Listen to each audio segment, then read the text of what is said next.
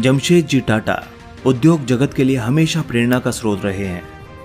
उन्होंने न सिर्फ शून्य से शुरुआत की, बल्कि एक ऐसे औद्योगिक घराने की स्थापना भी की जो वर्षों से व्यवसाय के साथ साथ नैतिकता का भी ध्यान रखता आ रहा है। अनेकों बार टाटा ग्रुप ने व्यावसायिक लाभ हानि को दरकिनार करते हुए देश और समाज की जरूरतों को ज्यादा महत्व दिया। यही कारण है कि टाटा कंपनी सबसे भरोसेमंद ब्रांड बनकर उभरी और लोगों के दिलो दिमाग पर छा गई। आइए टाटा समूह के संस्थापक जमशेदजी टाटा के जीवन से जुड़े कुछ महत्वपूर्ण पहलुओं को जानते हैं।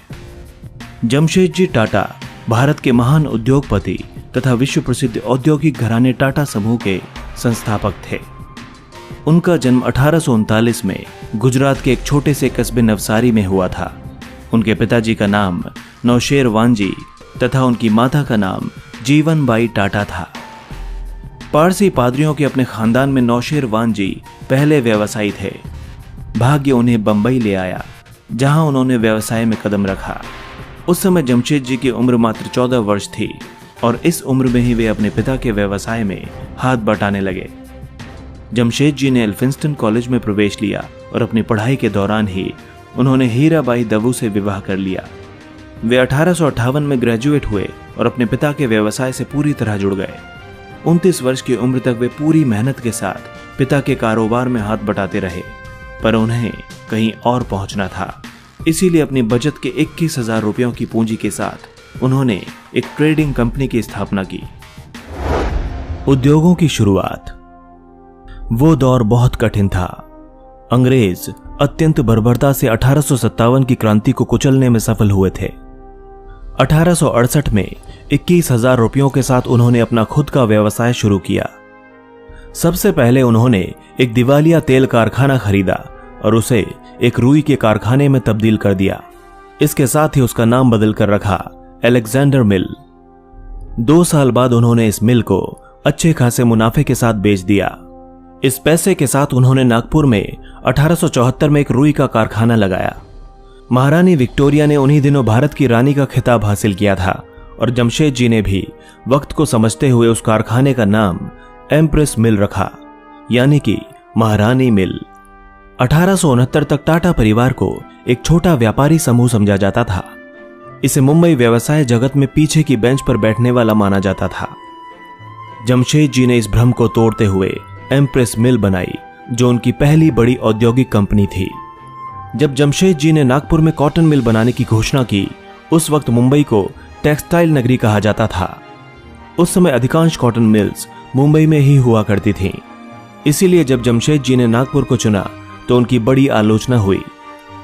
एक मारवाड़ी फाइनेंसर ने एम्प्रेस मिल में निवेश करने की बात पर कहा, इस कंपनी में पैसा लगाना तो मिट्टी में सोना दबाने जैसा है। दरअसल जमशेदजी ने नागपुर को 3 कारणों से चुना था।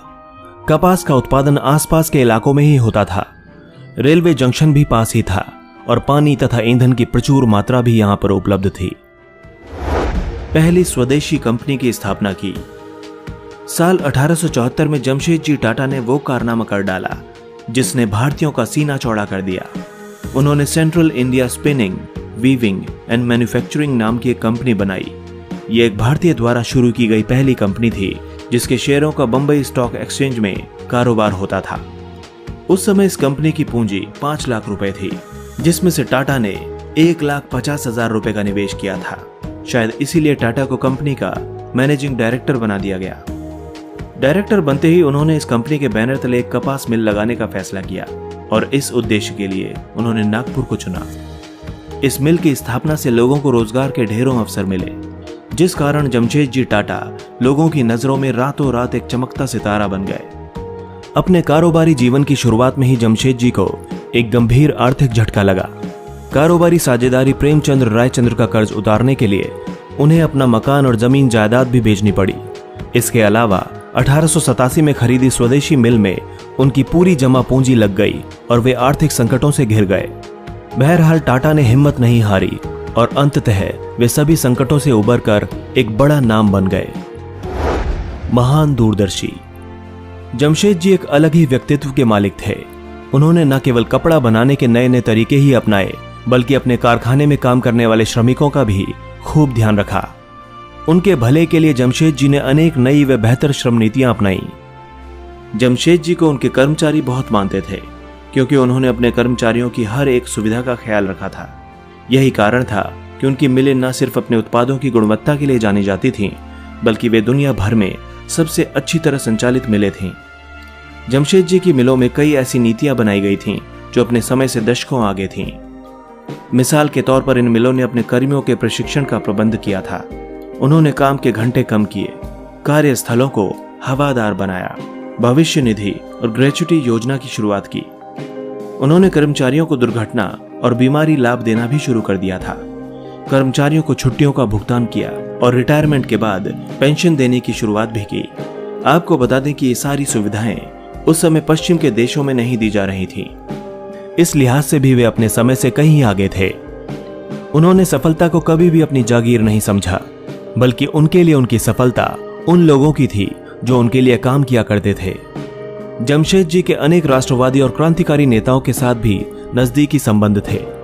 इनमें प्रमुख थे दादा भाई नौरोजी और फिरोज शाह मेहता। जमशेद जी और उनकी सोच पर इनका काफी प्रभाव था। उनका मानना था कि आर्थिक स्वतंत्रता ही राजनीतिक स्वतंत्रता का आधार है। जमशेद जी के 3 बड़े सपने थे। एक, लोहा व स्टील कंपनी खोलना। दूसरा, विश्व प्रसिद्ध अध्ययन केंद्र की स्थापना करना। तथा तीसरा, जल विद्युत परियोजना यानी हाइड्रो इलेक्ट्रिक प्लांट लगाना। दुर्भाग्यवश उनके जीवन काल में तीनों में से कोई भी सपना पूरा ना हो सका, पर वे बीज तो बो ही चुके थे। एक ऐसा बीज जिसकी जड़ें उनकी आने वाली पीढ़ियों ने अनेक देशों में फैलाईं। इसके अलावा उनका एक और ड्रीम प्रोजेक्ट था जिसको वो पूरा करना चाहते थे, और ये था होटल ताजमहल। उनका ये सपना उनके जीते जी ही पूरा हो गया। यह विश्व प्रसिद्ध होटल 1903 में 4 करोड़ 21 लाख रुपए के शाही खर्च से तैयार हुआ था। उस समय यह रकम आज के अरबों रुपयों के बराबर थी। मुंबई की शान कहे जाने वाले होटल ताज के निर्माण के पीछे एक कहानी चर्चित है। कहा जाता है कि 19वीं सदी के अंत में भारत के कारोबारी जमशेद जी टाटा बंबई के सबसे महंगे होटल में गए। दुर्भाग्य से वहां उन्हें रंग भेद का शिकार होना पड़ा। उन्हें होटल से बाहर तक जाने को कह दिया गया था, चूंकि वे पहले ही भारत में एक शानदार होटल बनाना चाहते थे। ऐसे में इस घटना ने उन्हें उकसाने का काम किया। जमशेद जी टाटा ने तत्काल तय किया कि वे भारतीयों के लिए इससे बेहतर होटल बनाएंगे। 1903 में मुंबई के समुद्री तट पर ताजमहल पैलेस होटल तैयार हो गया। यह मुंबई की पहली ऐसी इमारत थी जिसमें बिजली थी, अमेरिकी पंखे लगाए गए थे, जर्मन लिफ्ट्स मौजूद थीं और अंग्रेज शेफ भी थे। उस समय यह होटल अन्य होटल्स की तुलना में काफी बेहतर था, जो आज भी भारत की एक धरोहर है। इसमें भी उन्होंने अपनी राष्ट्रवादी सोच को दिखाया था। उन दिनों स्थानीय भारतीयों को बेहतरीन यूरोपीय होटलों में घुसने नहीं दिया जाता था, इसीलिए उन्होंने ताजमहल होटल का निर्माण करवाया था ताकि भारतीय नागरिक भी एक विश्व स्तरीय होटल में प्रवेश कर सकें। बाद के वर्षों में जमशेद जी की तबीयत नासाज रहने लगी, जिसके चलते 1904 में जर्मनी में उन्होंने अपनी अंतिम सांस ली। भारतीय औद्योगिक क्षेत्र में जमशेद जी का बहुत ही महत्वपूर्ण योगदान रहा है। इन्होंने भारतीय औद्योगिक विकास का मार्ग ऐसे समय में प्रशस्त किया था जिस समय केवल यूरोपीय, विशेषकर अंग्रेज ही कुशल समझे जाते थे। औद्योगिक विकास कार्यों में जमशेद जी यही नहीं रुके। देश के सफल औद्योगिकरण के लिए उन्होंने इस्पात कारखानों की स्थापना की महत्वपूर्ण योजना बनाई। ऐसे स्थानों की खोज की गई जहां लोहे की खदानों के साथ साथ कोयला और पानी की सुविधा भी प्राप्त हो। अंततः जमशेद जी ने बिहार के जंगलों में सिंहभूमि जिले में वो स्थान ढूंढ निकाला जहां पर वो इस्पात मिल की स्थापना कर सकते थे। आगे चलकर इस जगह का नाम जमशेदपुर रखा गया, जिसका दूसरा नाम टाटा नगर भी है। यह शहर भारत के झारखंड राज्य में स्थित है। यह झारखंड के दक्षिणी हिस्से में स्थित पूर्वी सिंहभूमि जिले का हिस्सा है। साल 1907 में Tata iron and steel company यानी टिस्को की स्थापना से इस शहर की बुनियाद पड़ी थी। इससे पहले साक्षी नामक एक आदिवासी गांव यहां पर हुआ करता था। यहां की मिट्टी काली होने के कारण यहां का पहला रेलवे स्टेशन काली माटी के नाम से बनाया गया, जिसे बाद में बदलकर टाटा नगर कर दिया गया। खनिज पदार्थों की प्रचुर मात्रा में उपलब्धता और खड़कई तथा सुवर्ण रेखा नदी के आसानी से उपलब्ध पानी तथा कोलकाता से नजदीकी के कारण यहां आज के आधुनिक शहर की नींव रखी गई थी। जमशेदपुर आज भारत के सबसे प्रगतिशील औद्योगिक नगरों में से एक है। टाटा घराने की कई कंपनियों के उत्पादन इकाई जैसे TISCO, Tata Motors, Tiscon, tin plate, Timken और ट्यूब डिवीजन इत्यादि यहां कार्यरत हैं।